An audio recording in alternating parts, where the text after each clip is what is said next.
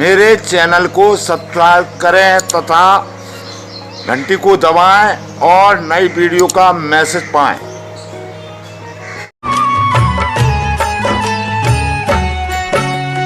रामायण की भव्य जो माला, हनुमत उसका रत्न निराला, निश्चय पूर्वक अलख जगाओ। जय जय जय बजरंग धिया। आइए, आपका बहुत बहुत स्वागत है। तो आपकी जिज्ञासा है कि महाराज सब कुछ करते हुए कुछ भी अंग नहीं लगता, न तो बीमारियों में फायदा पड़ रहा और न लक्ष्मी आ रही और न नौकरी लग रही। तो आप कहना क्या चाह रहे हैं? आप कहना चाह रहे हैं कि जो आप बताते हैं वो मैं करता हूं, पर मैं तुम्हें एक वेदोक्त बात बताने जा रहा हूं कि जो भी कुछ करते हैं आप, उनमें जो अपराध होते रहते हैं उनको आप कभी नहीं देखते हैं। देखना बहुत जरूरी है। बताए गए हैं स्कंद पुराण में कि 32 अपराध जो बताए हैं, उन 32 अपराधों में से कुछ ना कुछ अपराध पूजा वाले पर होते ही रहते हैं। इसीलिए उनकी पूजाएं स्वीकृत नहीं होती। कातक चल रहा है, दीपावली चल रही है, अन्य त्योहार आ रहे हैं, कुछ भी हो, उन 32 अपराधों के घेरे में आप आ ही जाते हैं। उन 32 अपराधों को आप ध्यानपूर्वक श्रवण करें कि कौन से 32 अपराध हैं। और ये अपराध मैं आपको सुना रहा हूँ, आप सुनिए। पूजा वालों पे ही ये अपराध होते हैं, ना कि पूजा न करने वाले पर। पूजा जो करते हैं, जिनको बताया जाता है, कोई व्रत, कोई तपस्या, कोई दान, कोई तीर्थ, कोई हवन, कोई जाप, कोई ध्यान, कोई योग, इन्हीं भक्तिवान मनुष्यों से ही ये अपराध हो जाते हैं। तो बताए गए हैं 32 अपराध। पहला अपराध होता है कौन सा? भगवान के मंदिर में जूता खड़ाऊ पहनकर अथवा सवारी पर बैठकर जाना भगवान के पास, एक अपराध हो गया। और दूसरा अपराध है रथ यात्रा, जन्माष्टमी आदि भगवान संबंधी उत्सवों को न करना, नहीं करी, उनके दर्शन न करना। तीसरा अपराध है भगवान के सामने जाकर प्रणाम न करना, सीधे जाकर बैठ जाना, सीधे जल चढ़ा देना, नहीं, जय श्री राम प्रणाम करें। चौथा अपराध है अशुद्ध अवस्था में भगवान के दर्शन कर लेना, कभी नहीं करना चाहिए। पांचवा अपराध है एक हाथ से प्रणाम करना। छठवां अपराध है भगवान के सामने ही एक स्थान पर खड़े खड़े परिक्रमा करना, घूम जाना। और सातवां अपराध है भगवान के आगे पैर फैला कर बैठ जाना। और आठवां अपराध है पलंग या खाट पर बैठना भगवान के सामने। नवा अपराध है भगवान के सामने सो जाना। 10वां अपराध है भगवान के सामने भोजन करना। 11वां अपराध है भगवान के सामने झूठ बोलना। 12वां अपराध है भगवान के सामने जोर जोर से बोलना। 13वां अपराध है परस्पर बातचीत करना, भगवान की छवि को ना निहारते हुए, भगवान के गुणानुवाद ना गाते हुए आपसी में बातें कर रहे हैं मंदिर के सामने, भगवान के सामने। ये 13वां अपराध हुआ। 14वां अपराध है रोना चिल्लाना। और 15वां अपराध है झगड़ा करना। और 16वां अपराध है भगवान के सामने किसी को पीड़ा दे देना, किसी को दुखी कर देना, ये भी अपराध है। 17वां अपराध है भगवान के सामने किसी पर अनुग्रह कर देना। आप तो वरदान देते जा रहे हैं भगवान के सामने। भगवान के सामने स्त्रियों से राग पूर्वक बातें करना, हंसी मजाक करना, ये भी नहीं करना चाहिए।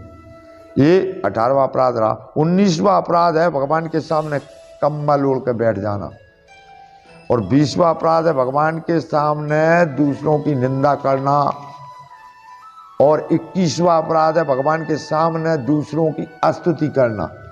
वे बड़े भक्त हैं, वे बड़े दानी हैं, भगवान के सामने नहीं करना चाहिए।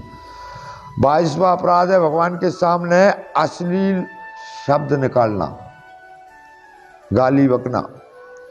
23वां अपराध है भगवान के सामने अधो वायु का त्याग करना। और 24वां अपराध है शक्ति के रहते हुए भी गौण सामान उपचारों से पूजा करना। शक्ति है, जेब में पैसा है, तो भी पत्रम पुष्पम फलम जलम कह रहा है, कुछ भी कर सकती है। वैसे खर्च हजारों करते हैं 1 घंटा में, पर भगवान की वहाँ में रोली माला कुछ भूला ही नहीं है, तो ये भी अपराध है। 25वां अपराध है भगवान को भोग लगाए बिना ही भोजन कर लेना, ये 25वां अपराध है। 26वां अपराध है जिस ऋतु में जो फल है उसे पहले भगवान को न देकर खुद को खा लेना, खुद खाती है। और 27वां अपराध है उपयोग में लाने से बचे हुए साग फल आदि को भगवान के लिए देना। घर में जो चीज़ बच रही है वो मंदिर में नहीं देना चाहिए। 28वां अपराध है भगवान के श्री विग्रह को पीठ देकर बैठ जाना, 28वां अपराध। 29वां अपराध भगवान के सामने दूसरे किसी को भी स्तुति आदर सत्कार कर देना, ये भी भगवान के सामने ना करें। और 30वां अपराध है गुरु के विषय में मौन रहना। तो गुरु है तो गुरु से आपने आदर सत्कार नहीं किया, उन्हें नहीं बैठा ले, उनका सम्मान नहीं किया, ये 30वां अपराध है। अर्थात तू उनकी महिमा ना गाई, तो जो 30वां है। 31वां अपराध है अपने मुख से अपनी प्रशंसा कर देना, अपने मुख से आपन करनी नहीं कहना चाहिए। 32वां अपराध है किसी भी देवता की निंदा करना। कोई भी देवता छोटा बड़ा नहीं होता है, देव सब बड़े हैं, किसी की भी छोटे बड़े में गणना ना करें। इन 32 अपराधों से जो बचकर मन लगाकर ध्यान लगाकर पूजन करते हैं उनकी कामनाएं अवश्य पूर्ण होती हैं, और जो निष्काम भाव से करते हैं उनके लिए कोई दोष ही नहीं लगता। जिसके लिए कुछ नहीं चाहिए वो कुछ भी भजन करता रहे, कुछ भी चढ़ाता रहे, कोई दोष नहीं है। सकल कामना हीन जी राम भगत रस लीन, नाम सप्रेम पीयूष हृदय तिनय किए मन मीन। जो कामनाओं से रहित होकर के व्रत पूजा उपवास भगवत स्मरण करते हैं उनके लिए कभी कोई अपराध नहीं लगता। अपराध उन्हीं को लगता है जिनको वेद शास्त्रों में गुरुजनों ने जो बातें बताई हैं कामना युक्त, और वे कामनाएं पूरी नहीं होती, तब वो भक्त लौटकर उन्हें उल्हाने देते हैं कि हमारा ये काम ना हुआ और ऐसा ऐसा हमने किया। तो ये अपराध 32 अपराध छोड़ के करें तो आपकी कामना अवश्य पूर्ण होगी। तो देखिए उत्सव में भगवान का उत्सव अवश्य करें, और धन होते हुए भगवान के उत्सव में खर्च ना करना, ये भी आपराधिक बातें हैं। तो इन अपराधों से बच के आप भक्ति ध्यान पूजन करेंगे तो आपकी कामना अवश्य पूर्ण होगी। ये एक शास्त्रोक्त वेदोक्त पुराणोक्त नियम है, इस नियम पर चलने वाला ही उस कामना को प्राप्त कर सकता है। तो ये वीडियो मैंने आपको बताई व्रत तीर्थ उपवास आदि की। अगर यह वीडियो आपको अच्छी लगी है तो वीडियो को लाइक करें, मेरे चैनल को सब्सक्राइब करें, घंटी को दबाएं, और प्रश्न आपने जो किया उसके लिए बहुत बहुत धन्यवाद।